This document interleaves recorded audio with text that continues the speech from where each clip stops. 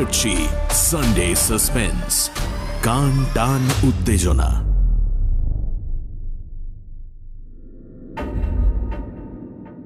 Sunday suspense ক্লাসিক্সে আজ শুনবেন প্রেমেন্দ্র মিত্রর লেখা মাহুরি কুঠিতে এক রাত। এই গল্পটি আমরা নিয়েছি দেশ পাবলিশিং থেকে প্রকাশিত ভূত শিকারী মেজকর্তা এবং এই বইটি থেকে। সানডে সাসপেন্সে এই গল্পটি প্রথম প্রচারিত হয় 13ই জুন 2010 সালে। শুরু হচ্ছে মাহুরি কুঠিতে এক রাত।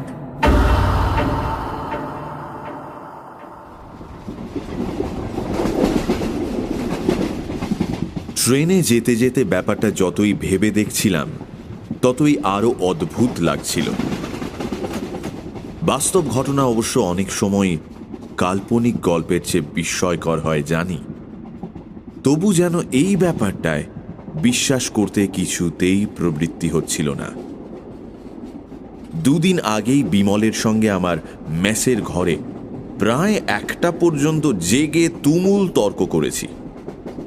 শেষ পর্যন্ত এ বয়সের তর্কাতর্কির যা পরিণাম হয় তাও আমাদের বচসাই হয়েছে। দুজনেরই জেদ ও রাগ বেড়ে গেছে এবং পরস্পরকে যা তা বলে যুক্তির অভাব পূরণ করেছি। আমি বলেছি, যেমন বুনোদের দেশে জঙ্গলের মাঝে থাকিস তেমনি জঙ্গলি বুদ্ধিও হয়েছে। বিমল বলেছে, শহরের মাঝখানে ইলেকট্রিক লাইটের তলায় বসে বারফট্টায় সবাই মারতে পারে। এক রাত ভেরেন্ডির জঙ্গলের ধারে মাহুরি কুঠিতে কাটাতে পারলে বুঝতাম। হেসে উঠে বলেছিলাম, কাটাবার কি দরকার? তোর ভূত শহর আর ইলেকট্রিক লাইটকেই বা ডরায় কেন? বেছে বেছে যত পোড়ো বাড়ি আর জঙ্গলে না থেকে সেই তো এখানে এলেই পারে। বিমল চোটে উঠে জবাব দিয়েছে, তার দায় পড়েছে। ভূত আছে এ কথা তোর কাছে প্রমাণ করার জন্য তার তো মাথা ব্যথা নেই। তার না হোক, তোর তো আছে। তুই নিজে কোনোদিন মাহুরি না মুহুরি কুঠিতে তাকে দেখেছিস? রাত অবশ্য কাটাইনি, তবে বাইরে থেকে যা দেখেছি তাই যথেষ্ট। আমি এ কথার উত্তরে এমনভাবে বিদ্রূপের স্বরে বলেছি যে বিমল মর্মাহত হয়ে চুপ করে গেছে। খানিক বাদে গম্ভীর মুখে শুধু বলেছে, সাহস থাকে তো একবার সেখানে যাস। আমি ব্যঙ্গ করে বলেছি, গেলে অন্তত মাহুরি কুঠির বাইরে থাকবো না। পরের দিন সকালে অবশ্য আমাদের এই তর্ক নিয়ে মন কষাকষির কোনো চিহ্ন আর ছিল না। বিমল সকালে ট্রেনেই তার কাজের জায়গায় চলে যাবে, আমি স্টেশনে তাকে তুলে দিতে গিয়েছিলাম। আগের রাতের তর্কের কথা দুজনে ভুলেও একবার উত্থাপন করিনি। কিন্তু কে জানত সে তর্কের জের অমন করে মেটবার নয়। দুদিন বাদেই আমাকে সত্যি সত্যি ভেরেন্ডির জঙ্গলের উদ্দেশ্যে রওনা হয়ে পড়তে হবে। তাই বা কে ভেবেছিল? বিমল চলে যাওয়ার পর একটা রাত পার হতেই দুপুরবেলা হঠাৎ টেলিগ্রাম পেয়ে স্তম্ভিত হয়ে গেছি।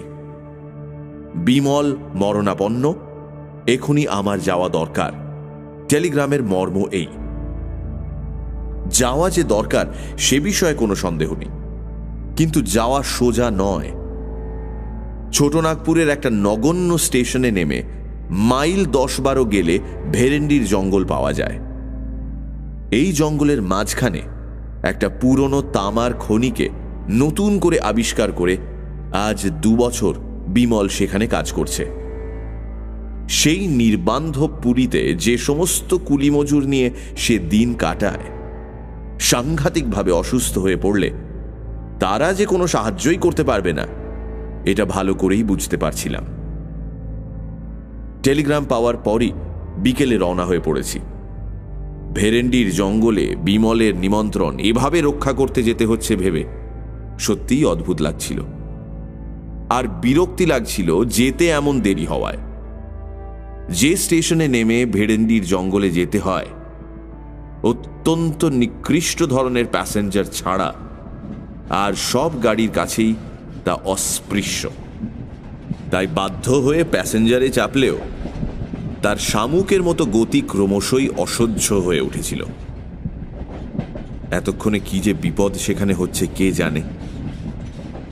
বিমল অত্যন্ত শক্ত ধাতের ছেলে, সহজে সে কাতর কিছুতেই হয় না।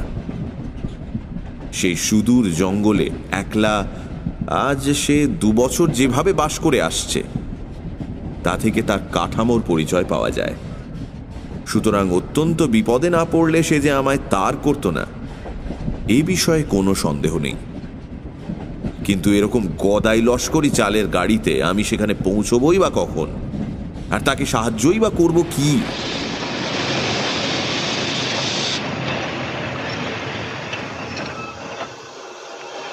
বিকেলবেলা যে গাড়ি রওনা হয়েছিল সমস্ত রাত গুটি গুটি করে চলে ভোর প্রায় 4টের সময় টিনের চাল দেওয়া নিতান্ত আক্ষুটে চেহারার একটি স্টেশনে সে গাড়ি আমায় নামিয়ে দিলে।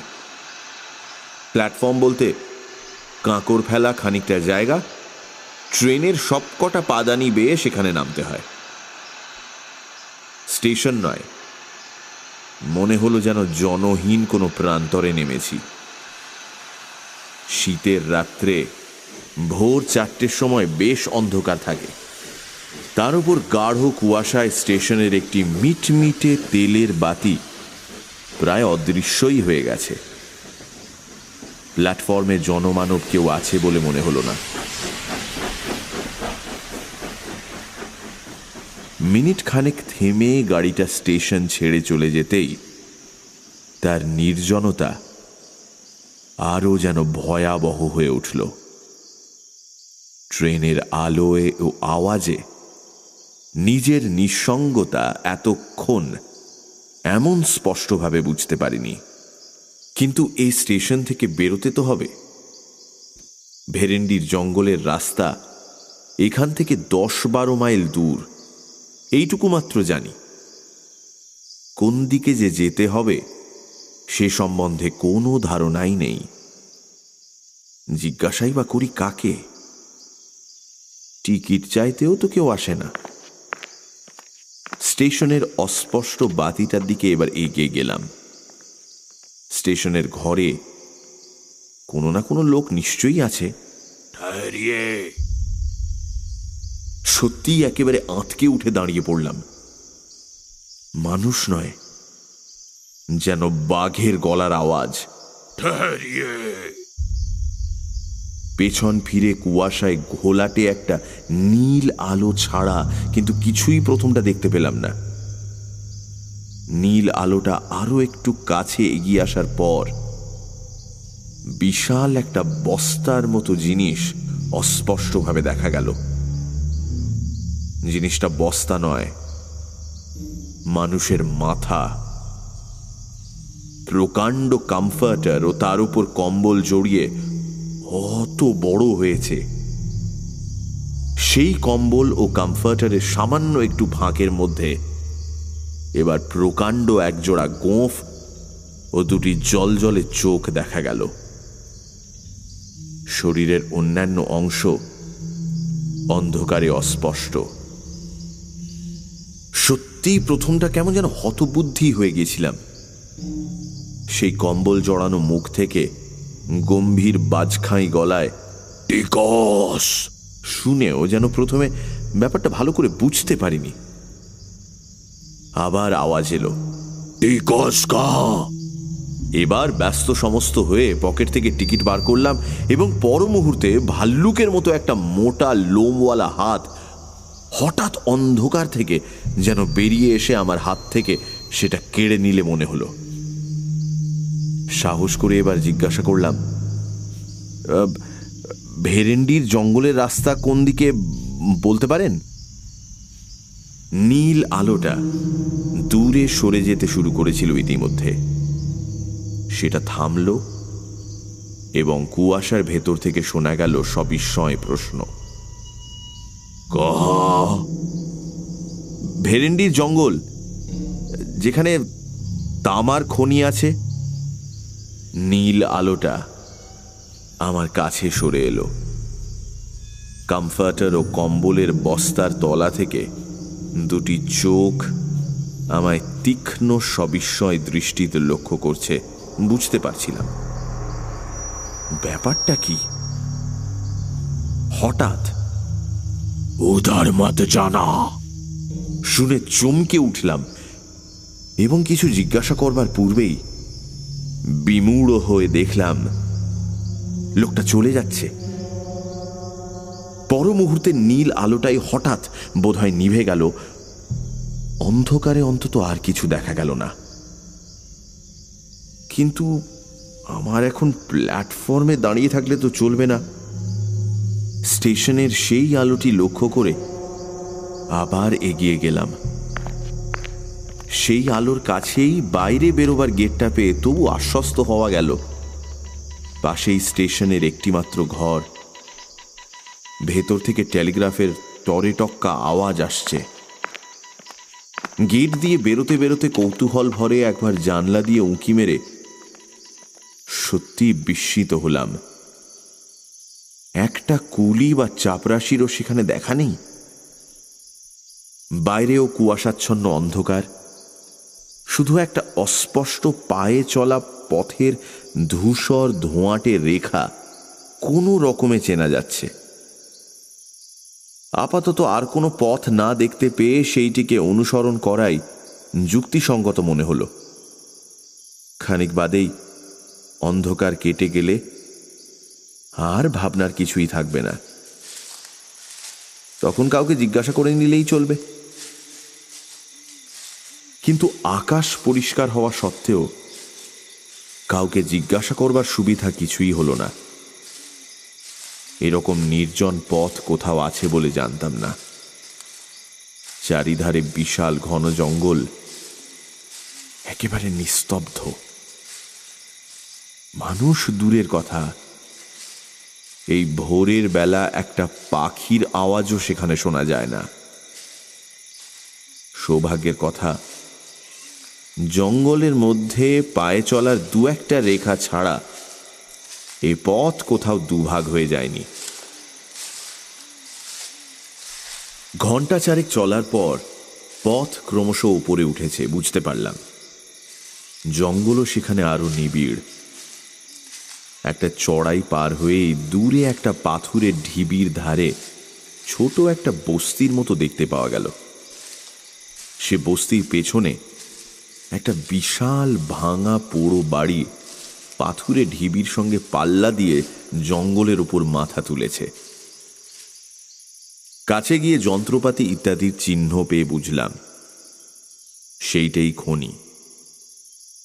কিন্তু এখানেও যে জনমানব নেই।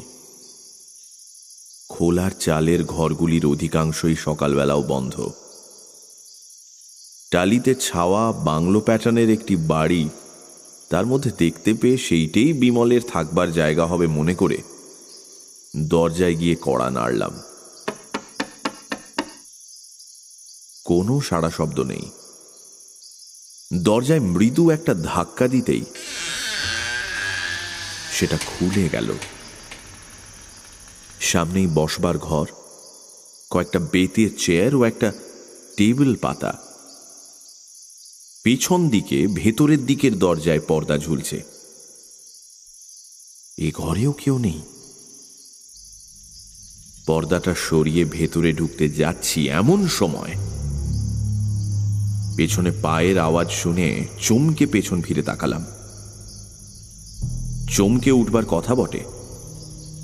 প্রায় 6 ফুট লম্বা অত্যন্ত রোগা ও সরু যে লোকটি ঘরে ঢুকেছে, বিজ্ঞাপনের ব্যঙ্গচিত্র ছাড়া অমন চেহারা কোথাও চোখে পড়েনি। জিজ্ঞাসা করলাম, বিমল বাবু কোথায় আছেন বলতে পারো? কোন বাবু? বিমল বাবু। আমি তার অসুখের টেলিগ্রাম পেয়ে আসছি। কেমন আছেন এখন? ইঞ্জিনিয়ার বাবু কমাইতে বলে লোকটা হাতের ও মুখের অপরূপ একটা ভঙ্গি করলে। কিছু বুঝতে না পেরে বললাম, ইঞ্জিনিয়ার বাবুই হলো, কিন্তু তিনি কোথায়? লোকটা আমার দিকে খানিক অদ্ভুতভাবে তাকিয়ে থেকে যা বললে তার মর্ম বুঝতে আমার মিনিট দুয়েক লাগলো এবং তারপর স্তম্ভিত হয়ে আমি ঘরের একটি চেয়ারে বসে পড়লাম। ধীরে ধীরে তারপর সমস্ত ব্যাপারটাই শুনলাম। আমি টেলিগ্রাম পেয়ে যখন ট্রেনে রওনা হয়ে পড়েছি তখন বিমল এ জগৎ থেকেই রওনা হয়ে গেছে। সবচেয়ে আঘাত পেলাম যেভাবে সে মারা গিয়েছে তার বিবরণ শুনে। এক হিসেবে আমি তার মৃত্যুর জন্য দায়ী, কারণ কোনো অসুখে বিমল মারা যায়নি।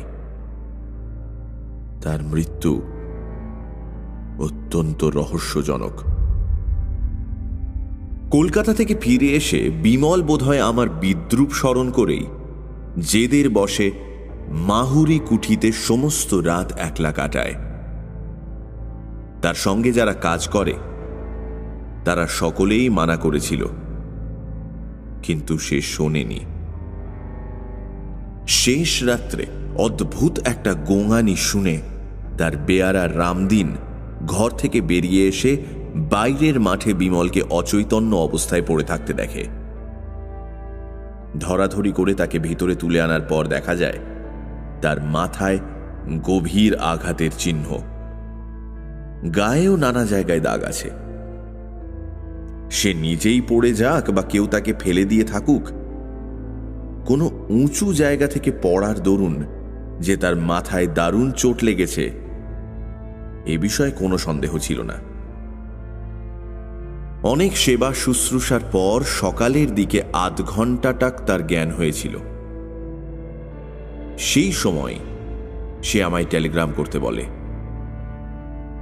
কিন্তু তারপর উন্নতির বদলে ক্রমশ তার অবস্থা খারাপের দিকে যেতে থাকে। বিকেল 4টের সময় সে মারা যায়। এদেশের লোকের, বিশেষত অশিক্ষিত কুলি মজুরদের কুসংস্কার অত্যন্ত বেশি। তাদের ইঞ্জিনিয়ার বাবুকে ভূতেই যে ফেলে দিয়েছে এ বিষয়ে তাদের কোনো সন্দেহ নেই। সেই জন্য বিমলের মৃত্যুর পর তার সৎকার করেই তারা সদল বলে খনির বস্তি থেকে চম্পট দেয়। আমি সেই জন্যই সকালে এসে কাউকে কোথাও দেখতে পাইনি। বেচারা রামদিনও পালিয়েছিল। যাওয়ার সময় তবু বুদ্ধি করে সে স্টেশনে আমার ঠিকানায় আর একটা তার করে দেয়। আগেই রওনা হওয়ার দরুন আমি সে তার পাইনি। যে স্টেশন মাস্টার সে তার নিজের হাতে পাঠিয়েছিল তার অদ্ভুত আচরণের ও কথাবার্তার মানে এবার যেন একটু বোঝা গেল। যার কাছে সমস্ত খবর পেলাম, ব্যঙ্গচিত্রের চেহারার মতো চেহারার অদ্ভুত সেই লোকটি রামদিন। আজ সকালবেলা সে সাহস করে বাবুর জিনিসপত্রের তদারক করতে কিংবা চুরির মতলবে যে কারণেই হোক ইঞ্জিনিয়ার বাবুর কুঠিতে এসেছে। সমস্ত ব্যাপার শোনবার পর আমার মনের অবস্থা যা হলো তা বর্ণনা করা অসম্ভব। বিমলের এ পরিণামের কথা আমি স্বপ্নেও ভাবতে পারিনি, কিন্তু এ ব্যাপারের পর চুপ করে চলে যাওয়াও আমার পক্ষে অসম্ভব। ভূতই হোক আর যাই হোক, এ ব্যাপারের রহস্যভেদ আমায় করতেই হবে। আমার সংকল্প আমি তখনই ঠিক করে ফেলেছি। ভেরেন্ডির জঙ্গল থেকে নিকটস্থ থানা প্রায় একবেলার পথ। দুপুরে রামদিনকে সেখানে খবর দিয়ে পাঠিয়ে আমি রাতের জন্য প্রস্তুত হতে লাগলাম। আর কিছুর জন্য না হোক, অন্তত বিমলের কাছে দেওয়া আমার প্রতিশ্রুতি রাখার জন্যই মাহুরি কুঠিতে এক রাত আমায় কাটাতেই হবে। তার জন্য আয়োজন অবশ্য বেশি কিছু করবার নেই। শুধু একটা জোরালো বৈদ্যুতিক টর্চ ও একটা ছোট লোহার রডই আমি সঙ্গে নেব ঠিক করলাম। সন্ধ্যের আগে রামদিনের ফিরে আসবার কথা, কিন্তু রাত প্রায় 7টা হয়ে গেলেও তার কোনো পাত্তা পাওয়া গেল না। মুখে আমায় কথা দিলেও ভূতের ভয়ে সে যে শেষ পর্যন্ত সরে পড়েছে বুঝতে পারলাম। কিন্তু পুলিশের লোকেরও দেখা নেই কেন? রামদিন কি থানায় খবরও তাহলে দেয়নি? জঙ্গলের মাঝে পরিত্যক্ত খনির বস্তিতে আমি সম্পূর্ণ একা। রাত 9টা বাজবার পর আর অপেক্ষা করতে পারলাম না। পুলিশের লোক আসুক বা না আসুক, মাহুরি কুঠিতে একাই আমায় যেতে হবে।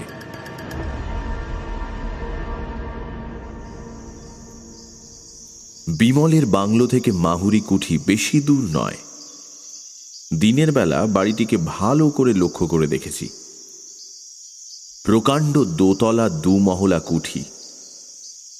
কি খেয়ালে যে এখানে এত বড় বাড়ি কেউ নির্মাণ করেছিল বোঝা কঠিন। বাড়িটির অবশ্য অত্যন্ত ভগ্ন দশা। বড় বড় গাছ তার দেয়াল ভেদ করে বেড়ে উঠেছে। বাইরের দিকের ঘরগুলির জানলা দরজার চিহ্ন আর নেই। এই শুকনো দেশেও ভেতরের ঘরগুলিতে শ্যাওলা ও আগাছা জন্মেছে প্রচুর। ভাঙা দেউড়ি দিয়ে বাইরের মহল পার হয়ে গেলে ভেতরের বিশাল মহলে ওপর নিচে অসংখ্য গোলক ধাঁধার মতো যে সমস্ত ঘর পাওয়া যায়, দিনের বেলাতেও সেগুলি অন্ধকার। দরজা জানলা অধিকাংশেরই নেই। যেগুলির আছে সেগুলিও কবজা থেকে খুলে পড়েছে। আসবাবপত্র অনেক ঘরে এখনো অত্যন্ত জীর্ণ অবস্থায় টিকে আছে। শুধু বোধহয় ভূতের ভয়ে চোরও সেখানে প্রবেশ করেনি বলে। অমূলক ভয় আমার নেই, তবুও টর্চ হাতে বাইরের দেউড়ি দিয়ে মাহুরি কুঠিতে প্রবেশ করবার সময় নিজের অনিচ্ছা সত্ত্বেও গা যে ছমছম করে উঠেছিল তা স্বীকার করতে বাধ্য হচ্ছি। এমন গাঢ় জমাট অন্ধকারের সঙ্গে পরিচয় আমার সত্যিই কখনো হয়নি। টর্চের আলোতে যেন সবলে তাকে কেটে বেরোতে হচ্ছে। বাইরের মহলের ওপর নিচের সমস্ত ঘরগুলো ঘুরে দেখে ভেতরের মহলে ঢুকলাম। নিচের ঘরগুলোর দুর্দশা অত্যন্ত বেশি। আগাছায় মেঝে প্রায় ছেয়ে গেছে। ইট সুরকি পাথর জায়গায় জায়গায় পড়ে আছে স্তূপাকার হয়ে। ঘরগুলিতে ঢোকাও বিপজ্জনক। সে সমস্ত ঘর ছেড়ে এবার ভগ্নপ্রায় সিঁড়ি দিয়ে দোতলায় উঠলাম। দোতলার ঘরগুলি এখনো অনেকটা ভালো অবস্থায় আছে। একটার পর একটা ঘর টর্চের আলোয় ভালো করে পরীক্ষা করে যেতে যেতে কিন্তু অস্বাভাবিক কোনো কিছুই দেখতে পাচ্ছিলাম না। বিমলের মৃত্যুর রহস্য এ বাড়ির সঙ্গে জড়িত না থাকলে অনায়াসে মনে করা যেত যে নেহাত কুসংস্কারের দরুন এখানকার লোক এই পোড়ো বাড়িটাকে এমন বিভীষিকাময় করে তুলেছে। বাড়িটির একটি বিশেষত্ব অবশ্য আগেই উল্লেখ করেছি। ঘরগুলি এমন বিশৃঙ্খলভাবে সাজানো, যেখানে সেখানে দরজা ঘুলঘুলি প্রভৃতি এমনভাবে বসানো যে সব শুদ্ধ একটা বিরাট গোলক ধাঁধা বলে মনে হয়। এক ঘর থেকে আরেক ঘরে যেতে যেতে পথ গুলিয়ে ফেলবার সম্ভাবনা এখানে অত্যন্ত বেশি। সম্প্রতি সত্যিই তাই গুলিয়ে ফেলেছি বলে মনে হচ্ছিল। খানিক আগে যে ঘর ছেড়ে গেছি সেই ঘরেই আবার ঘুরে এসে সবিস্ময়ে তখন দাঁড়িয়ে পড়েছি। ওপরে উঠবার সিঁড়িটাও যে ঠিক কোন দিকে হবে বুঝতে পারছিলাম না। খানিক চুপ করে দাঁড়িয়ে থেকে মাথাটা ঠিক করে নিয়ে আবার এগুতে যাব এমন সময় পায়ে যেন কি একটা ঠেকল। টর্চের আলো সেখানে ফেলে অত্যন্ত বিস্মিত হয়ে গেলাম। জিনিসটা আর কিছু নয়, একটা চামড়ার ব্যাগ। কিন্তু এই ব্যাগটির সঙ্গে আমি পরিচিত। কলকাতায় বিমলের কাছে আমি এটা দেখেছি এবং তার সুন্দর চামড়ার কাজের প্রশংসাও করেছি। ব্যাগটা কুড়িয়ে নিয়ে খুলে ফেলে আরো আশ্চর্য হয়ে গেলাম। ব্যাগের ভেতর একটি খোপে সুতো দিয়ে বাঁধা একতাড়া করকরে নতুন 10 টাকার নোট, আরেকটি খোপে খুচরো কয়েকটি টাকা পয়সা ও একটি ছোট কাগজের টুকরো। এই কাগজের টুকরোটি দেখেই আমি চিনলাম। নিজের হাতে বিমলকে এই কাগজে আমার ঠিকানা আমি দিয়েছিলাম। বিমল তার মৃত্যুর আগের রাত্রে এই ঘরে যে ঢুকেছিল এই বিষয়ে আর কোনো সন্দেহই নেই।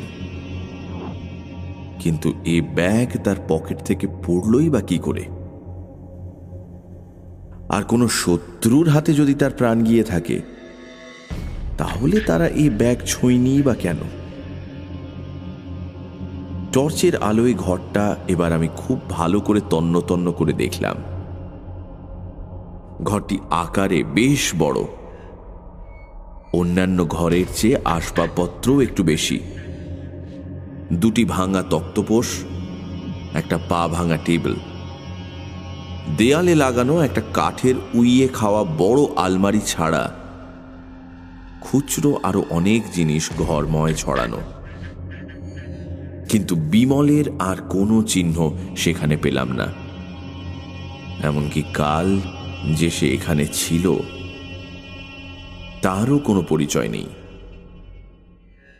তবু এই ঘরেই রাতটা কাটাবার সংকল্প আমি তখন করে ফেলেছি। রাত কাটাবার ব্যবস্থা আমার করাই ছিল।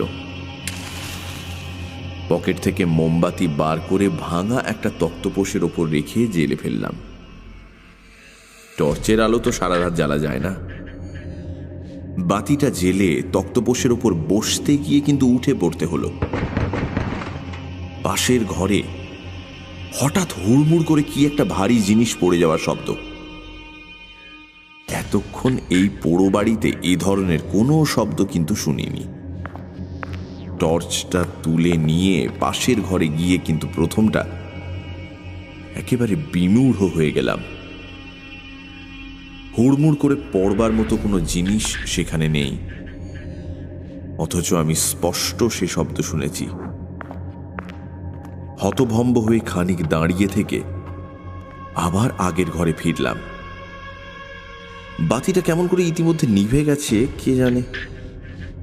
দেশলাই বার করে আবার সেটা জ্বালতে গিয়ে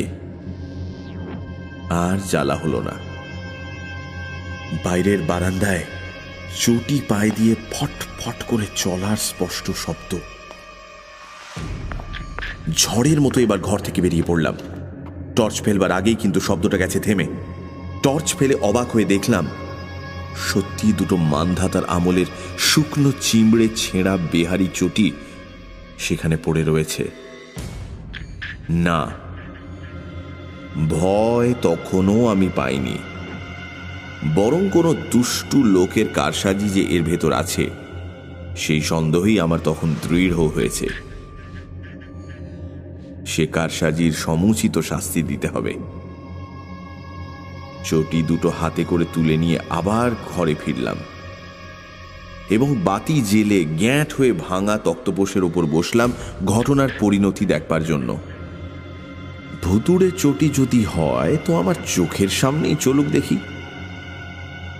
মিনিট 10 কোনো কিছুই হলো না। ভুতুড়ে চটির ক্ষমতার বহর দেখে নিজের মনেই হাসছি। এমন সময় সত্যি সমস্ত গায়ে কাঁটা দিয়ে উঠল। চুপি চুপি আমার পেছনে কে যেন স্পষ্ট আমার নাম ধরে ডাকলে একবার। মোমের বাতিতে ঘরে তেমন আলো না হলেও সব পরিষ্কার দেখা যাচ্ছে। পেছনে কেউ কোথাও নেই। তবে এই শব্দ এলো কোথা থেকে? আমার মনের ভুল? কিন্তু মনের এরকম ভুল হওয়াও তো ভালো লক্ষণ নয়। ভয় পেয়ে যাদের মাথা খারাপ হয়ে যায় তারাই চোখে নানা রকম ভুল দেখে, কানে নানা রকম আওয়াজ শোনে বলেই তো জানি। না, আরো সতর্ক এবং সজাগ হয়ে থাকতে হবে এবার। নিজের মনের ভুলে ভয় পাওয়ার মতো লজ্জাকর ব্যাপার আর কিছু হতে পারে না। হাতের ঘড়িটার দিকে চেয়ে দেখলাম রাত প্রায় 12:30। এতক্ষণ শুধু ঘরগুলো ঘোরাফেরা করতেই কেটে গেছে, বুঝতে পারিনি। শীতকালের ভোর হতে এখনো প্রায় 6 ঘন্টা বাকি। এই 6 ঘন্টায় শুধু ঘুমে চোখ না জড়িয়ে আসে এইটুকু দেখতে হবে। বসে থাকলে পাছে ঘুম আসে বলে এবার ঘরে পায়চারি করবার জন্য উঠে দাঁড়ালাম। কিন্তু কি আশ্চর্য, আমার প্রত্যেক পা ফেলার শব্দের সঙ্গে সঙ্গে বাইরে যেন আর একটা শব্দ শোনা যাচ্ছে। সে যদি কারো পায়ের শব্দ হয় তাহলে তার চেহারাখানা যে কি রকম তা কল্পনা করাও কঠিন।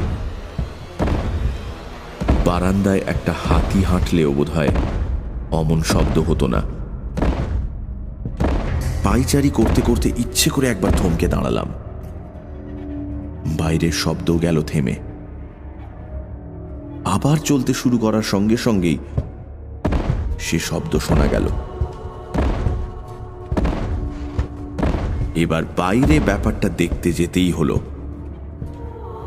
টর্চ নিয়ে সমস্ত পথটা কিন্তু তন্ন তন্ন করে বৃথাই খুঁজে দেখলাম। ফিরে এসে দেখি আবার আলো গেছে নিভে। না, ব্যাপারটা ক্রমশই বিরক্তিকর হয়ে দাঁড়াচ্ছে। দেশলাইটা বার করেছি এমন সময়। আলো জ্বেল না ভূপেন। মিথ্যে কথা বলে লাভ নেই। সমস্ত শিরদাঁড়া বেয়ে একটা যেন বরফ গলানো জলের স্রোত নেমে গিয়ে সমস্ত শরীর অবশ করে দিল। এ যে স্পষ্ট বিমলের গলা। খানিকক্ষণ শুকনো গলা দিয়ে কোনো আওয়াজ বেরোল না। তারপর জড়িত স্বরে কোনো রকমে বললাম, কে তুমি? আমি বিমল। দোহাই তোমার, আলো জ্বেলো না। কেন? তাহলে আমার আর এখানে থাকা হবে না।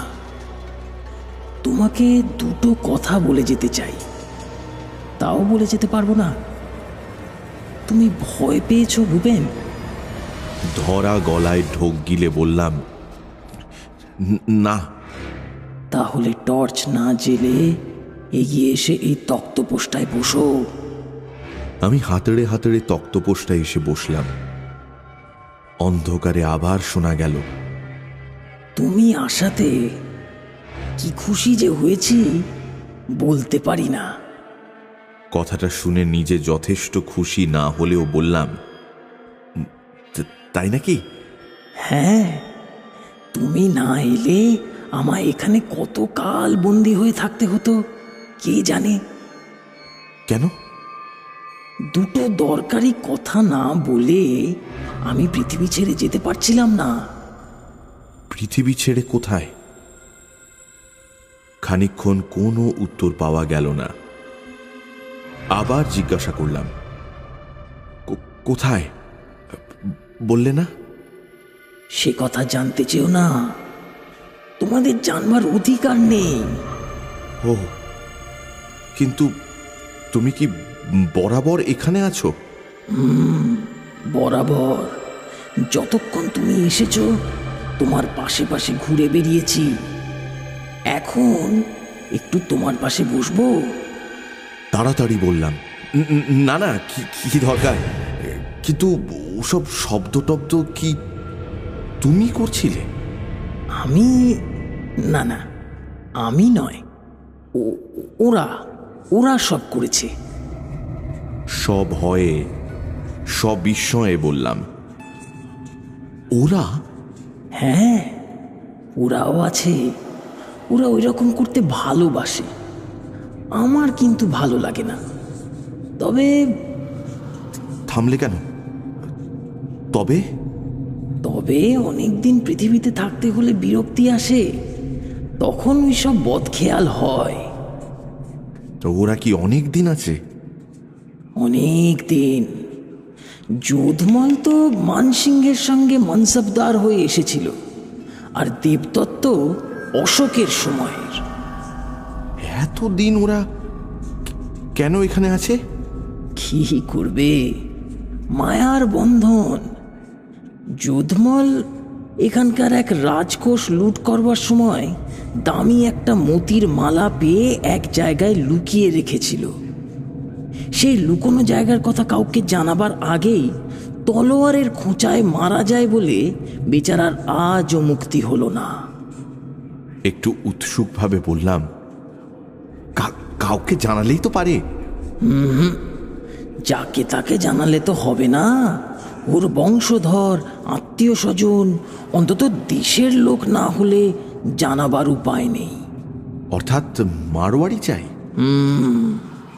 মারোয়ারিরা আবার এধার মারায় না। যোধমাল সম্বন্ধে নিরুৎসাহ হয়ে বললাম, আর দেবদত্ত? দেবদত্ত? দাঁড়াও, জিজ্ঞেস করে দেখি। খানিকক্ষণ সব নিস্তব্ধ।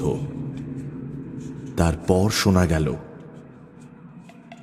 দেবদত্তের উদ্ধার হওয়া আরো শক্ত। কেন? অশোকের সময় ও কি একটা মঞ্জুশ্রী না ধ্যানশ্রীর মূর্তি গড়েছিল। সেটা এখনো আবিষ্কৃত হয়নি বুঝি? কোথায় সেটা? আমি না হয় প্রত্নতত্ত্ব বিভাগে। না না, আবিষ্কৃত হয়েছে বই কি, কিন্তু পণ্ডিতরা তর্কাতর্কি করে তার নাম নিয়ে বাঁধালে গোল। কেউ বলছে সেটা দেবী মূর্তিই নয়, কেউ বলছে কি বলে প্রজ্ঞা পারমিতা। হ্যাঁ, তো তাতে কি? চুপ চুপ, দেবদত্ত একেবারে ক্ষেপে উঠবে এখনই। তাতেই তো সব। নাম ঠিক হওয়া না দেখে ও কিছুতেই যেতে পারছে না এখান থেকে। আমি না এলে তুমিও যেতে পারতে না? বোধ হয় না। ওইসব বদখেয়াল? তাও হয়তো হতো। এখনই তো মাঝে মাঝে কিরকম নিষ্ফিস করে। কি নিষ্পিস করে? হাত? হাত তাকে বলে না, তবে গলার স্বরে অত্যন্ত অস্বস্তি বোধ করে বললাম, যাকে ভাই, তোমার কি কথা ছিল না, যা বললেই তোমার ছুটি? হ্যাঁ, ছুটি, একেবারে ছুটি। একটু ভয়ে ভয়ে জিজ্ঞাসা করলাম, বলা হলেই তুমি চলে যাবে? তৎক্ষণাৎ। কিন্তু তুমি চলে গেলে এই যোধমাল আর দেবদত্ত? না না, তোমার কোনো অনিষ্ট ওরা করবে না, আমার বারণ আছে। তবে বলো এবার। এই বলছি। ও আবার কি? ও কিছু না। কিন্তু হেঁচকির মতো শোনালো যেন। পাগল, হেঁচকি কোথায়? কিন্তু আমরা তো ওকেই হেঁচকি বলি। আমরা বলি না। তবে কি ওটা? ও আমাদের ভৌতিক দেহের বোধকার। ভূতকার কি? ও কথার মানে তোমরা বুঝবে না। ওটা এই জগতের কথা। ও জগতের কথা আলাদা নাকি? হ্যাঁ, এতক্ষণ তো বেশ বাংলা বলছিলে। অনেক কষ্টে অনুবাদ করে বলতে হচ্ছিল, কিন্তু ভূতকারের অনুবাদ হয় না। না ভাই, এটাই হেঁচকি। ভূতকার। আমি তাহলে আলোটা জ্বালছি। দোহাই তোমার, এখনো আমার কথা বলা হয়নি। কথা তুমি পরে বলোক্ষণ, এখন একটু জলের চেষ্টা করি। আমাদের জল লাগে না, আলো জ্বাললেই আমায় চলে যেতে হবে। তা না হয় খানিক চলে গিয়ে তোমার বুৎকারটা থামিয়ে এসো। বলে সত্যি দেশলাই বের করে মোমবাতিটা জেলে ফেললাম। কিন্তু এ কি, ঘরে যে কেউ নেই। এ কি ব্যাপার? বিমল, তুমি আছো এখানে? বিমলের কোনো উত্তরের বদলে শোনা গেল কয়েক সেকেন্ড মাত্র বিমূঢ় হয়ে দাঁড়িয়ে থাকবার পর আমার মনে আর কোনো সংশয় রইল না। এগিয়ে কড়া দুটো ধরে সজোরে কাঠের আলমারির পাল্লা দুটো আমি খুলে ফেললাম। এ কি বিমল, তুমি সশরীরে? বিমলের গলা থেকে বেরোলো, ব্যাপারটা এতক্ষণে বোধহয় অনেকখানি বোঝা গেছে। হেঁচকিটুকু উঠে সব না খেঁচড়ে দিলে বিমলের ফন্দিকে সার্থক বলা চলত। তার টেলিগ্রামে আমি বিশ্বাস করেছিলাম এবং আগের দিন মাইল 10 দূরের এক মস্ত মেলার জন্যে খনির লোকজনকে ছুটি দেওয়ায় তার অন্যদিকে সুবিধে হয়ে গেছিল। শুধু রামদিনকে ষড়যন্ত্রের মধ্যে তাকে টানতে হয়েছিল। পোড়ো বাড়িতে তার দুর্মুষ ফেলা ও পেটানোর আওয়াজের যে নমুনা সে দেখিয়েছে, তাতে তারিফ তাকে অবশ্যই করতে হয়। অবশ্য স্টেশন মাস্টারের অদ্ভুত মূর্তি ও আচরণ বিমলের ফন্দিকে সাহায্য করবে এ কথা সেও ভাবেনি।